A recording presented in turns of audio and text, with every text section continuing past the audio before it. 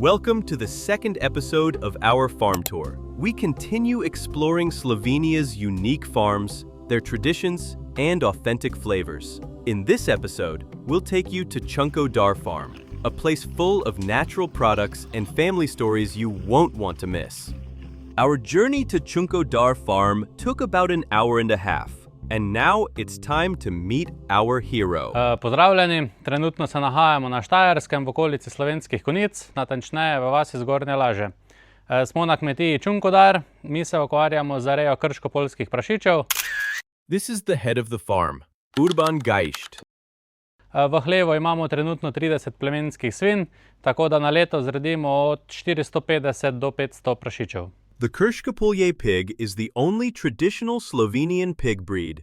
It has a distinctive black body with a white belt around the middle. Known for its resilience and high-quality, marbled meat, it plays an important role in Slovenian culinary heritage, especially in traditional cured meats and sausages. Trenutno se nahajamo v naši porodnišnici. Vsi naši hlevi so zelo odprti. Tudi v porodnišnici ne uporabljamo klet za vkleščenje svin. Vse svinje so na polnih tleh. Vsakodnevno jim pokladamo tudi slamo in seno kot nastil. Pred prasitvijo si s tem lahko gradijo gnezdo in v bistvu tako spodbujamo to naravno obnašanje.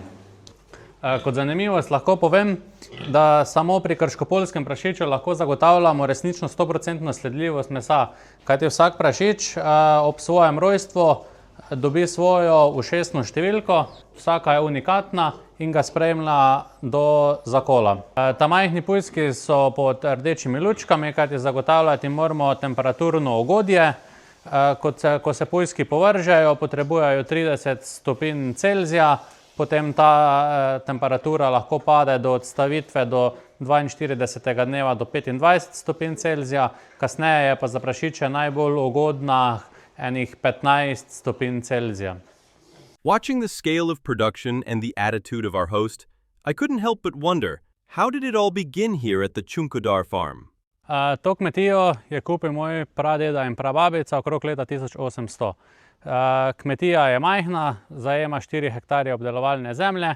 Bila je to mešana kmetija, katera se je predala na naslednji rod na mojega dedeka in babico, katera dva sta uspešno peljala zgodbo naprej.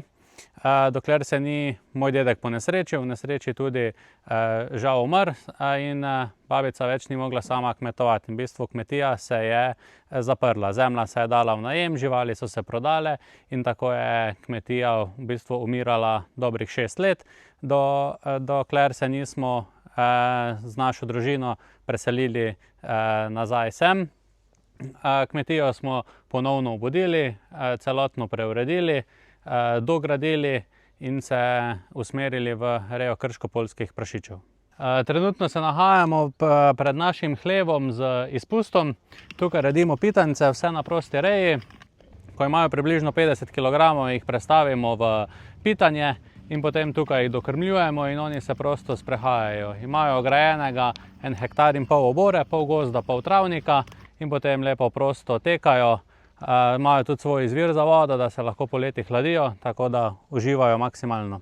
I asked our hero what he thinks makes his farm different from the others. Ja, naša kmetija je predvsem to, ker se pač ukvarja z prosto rejo krško-poljskih prašičev. Teh kmetij je v Sloveniji dokaj malo, se vsako leto povečujejo, kar ti tudi kupci prepoznavajo to kvaliteto mesa in so zanjo pripravljeni tudi več plačati.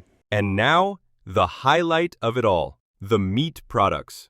They make everything themselves, from sausage and bacon to homemade lard. Each piece is rich, smoky, and full of authentic flavor that instantly takes you back to traditional countryside kitchens. So where can you taste all these delicacies? Right here. That's another thing that makes the Chunko Dar Farm so unique. You come here, and they prepare fresh meat just for you, bake bread in their own oven, and welcome you into a spacious hall for guests. The aroma of wood-fired bread and sizzling meat fills the air, creating a warm, homely atmosphere that's impossible to forget. And on top of that, they even have their own awesome food truck. Tako, tole je pa naša potujoča kuhinja, s katero se lahko pripeljemo tudi k vam na zabavo. spečemo dobrote, vam jih postrežemo in vi samo uživate. They also have a small shop right on the farm where you can buy all their homemade products, whether you come for a visit or just pass by. Each product reflects the authentic taste of rural Slovenia. I asked our host which of their products is the most popular among visitors. Ja, da smo se v bistvu sploh mi odločili za neko tržno pot. Ta naša tržna pot se je začela tako, da smo svoje izdelke ponudili svojim znancem, kateri so bili zelo navdušeni nad njimi in takoj se je začelo povpraševanje. Tako da smo v bistvu mi tudi rasli nekako spontano, vzporedno z tem povpraševanjem, tako da nikoli nismo imeli veliko viškov, še prej nam zadev prej zmanjka.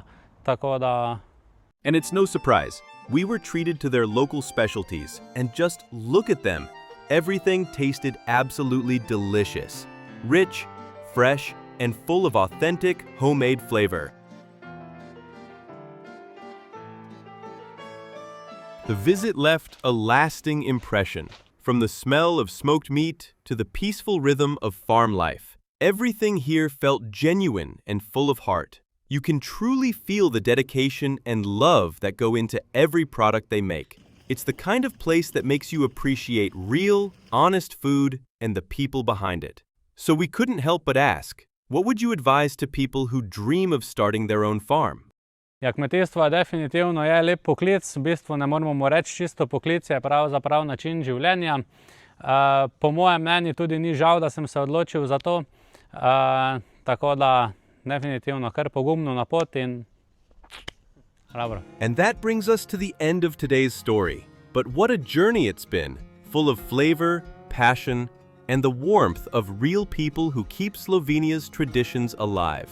Every visit like this reminds us how much heart stands behind local craftsmanship and authentic food. Yet, there are still so many incredible places, farms, and stories across Slovenia waiting to be discovered.